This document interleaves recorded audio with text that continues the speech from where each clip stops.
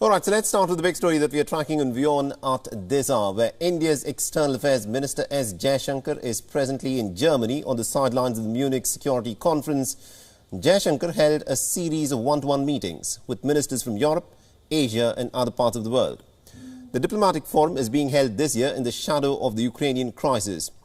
And attending the conference on international security policy, S. Jaishankar underlined India's decisive shift towards the West.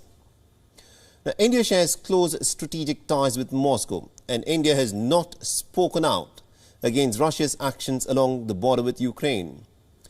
Now, calling for quiet diplomacy, India has opposed all steps that escalate tensions in Ukraine. Now, the United States is hoping that India will pick and choose the sides in this conflict. And the United States is hoping that India will support Washington in the event of Moscow carrying out an invasion into Ukraine. India, on the other hand, has taken a very neutral stance. It has repeatedly supported a quiet and constructive diplomacy as the way forward to resolving the crisis.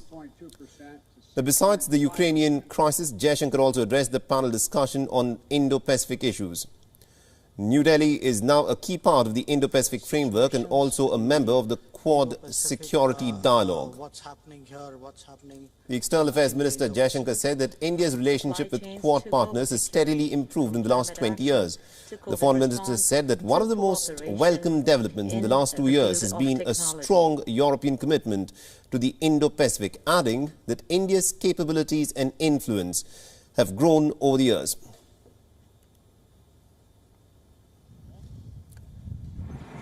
And on India-China ties, the Foreign Minister said that there is a problem that India has with China. China, remember, has violated border agreements with India, adding that the state of the border will determine the state of the relationship between the two Asian giants. Now, India's relationship with China at this point of time is a little strained. As Jaishankar also spoke on India's contribution to EU's security, Jaishankar was asked as to why India had abstained in the vote on Ukraine at the UNSC, but chose to speak against China on this. Jaishankar said that the situation in Indo-Pacific and transatlantic is not comparable. Listen. I don't think the situations in the Indo-Pacific and the transatlantic are really analogous, and certainly the assumption in your question that somehow there's a trade-off and, one country does this in the Pacific, so in return you do something else. I don't think that's the way international relations work. We have, I think, quite distinct challenges.